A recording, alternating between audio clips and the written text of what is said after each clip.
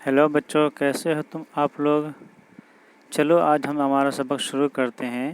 آج کا سبق ہے سبق نمبر 8 کنہیا لال کپور۔ یہ ایک بہت ہی جانے مانے اردو کے ادیب مانے جاتے ہیں، جو کہ طنز و مزاح ان کا میدان ہے، یعنی یہ کہ طنز و مزاح ہیومر رائٹنگ کرتے ہیں۔ کسی بھی ٹاپک پر لکھتے ہیں تو اس کے اندر ایک ہنسی، ایک لطف اندوز باتیں ہوتی ہیں جن سے پڑھنے والا شخص خوش ہو جاتا ہے، اسے ہنسی آ جاتی ہے، اور اس میں ایک سبق بھی دینا چاہتا ہے، اور اس کی برائی، اگر اس میں کچھ برائی ہو تو اس برائی کو بھی ایک لطف اندوز طریقے میں پیش کرتا ہے، جس سے لوگ برائی کو بھی سمجھ جاتا ہے اور برائی سے بچنے کی کوشش بھی کرتا ہے، اور اس کو سدھارنے اور ٹھیک کرنے کی کوشش کرتا ہے۔ تو چلو ہم جانتے ہیں کہ کنہیا لال کپور کون ہے، ان کے بارے میں ذرا پڑھ لیں۔ کنہیا لال کپور ہمارے عہد کے بہت ہی کامیاب طنز و ظرافت نگار ہیں۔ ان کی تصانیف کی تعداد کافی ہیں۔ کنہیا لال کپور ہمارے اس وقت کے بہت ہی سکسیسفل ہیومر رائٹر ہیں۔ ان کی ہیومر رائٹنگز بہت زیادہ ہیں۔ The number of his humor writings are more۔ اس کے باوجود ان کی تحریریں معیاری ہیں۔ Even that his writings are classical۔ کیونکہ وہ جانتے ہیں کہ اعلیٰ درجے کا ادب کس طرح وجود میں آتا ہے۔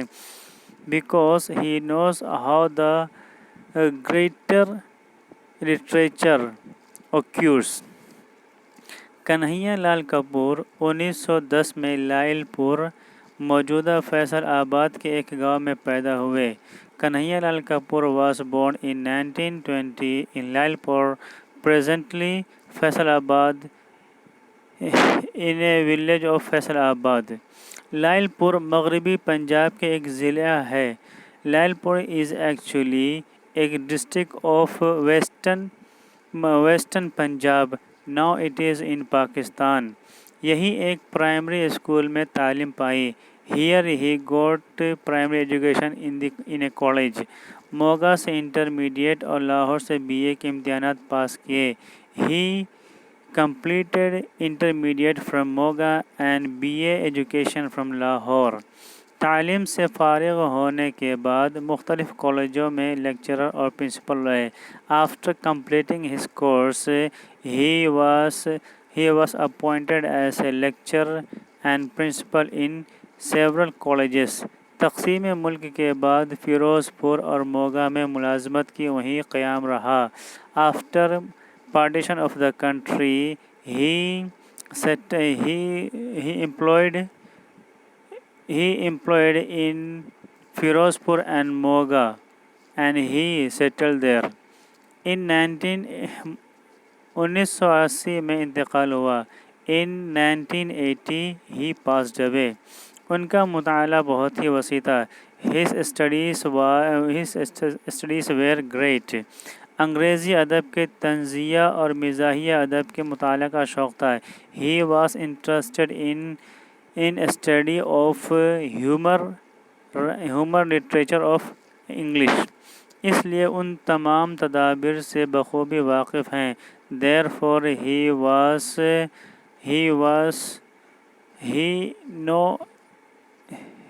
was aware of all those tricks of humor writings جن سے طنز و مزاح میں حسن اور اثر پیدا ہوتا ہے۔ From which the effect is found in humor writings and the effect and beauty is found in humor writings۔ انسانی فطرت سے بھی وہ بخوبی واقف ہے۔ He also knows the human nature۔ اس لیے انسان کی کمزوریوں پر ان کی گرفت بہت مضبوط ہے۔ Therefore his control on the human weakness is great۔ ہر زمانے اور ہر مقام کے لوگ ان کی تخلیقات سے لطف اندوز ہو سکتے ہیں۔ every human of a people of every place and every time may enjoy from his writings. Kanhaiya Lal Kapoor के तंज में तेज़ी भी है और सलीक़ा भी. In humor writing of Kanhaiya Lal Kapoor, there is a good manner and a good manner. उनका मौजू अदब है, इसलिए वो अक्सर अदबी मौज़ूआत को तंज़ व ज़राफ़त का निशाना बनाते हैं. His topic is literature, therefore oftenly he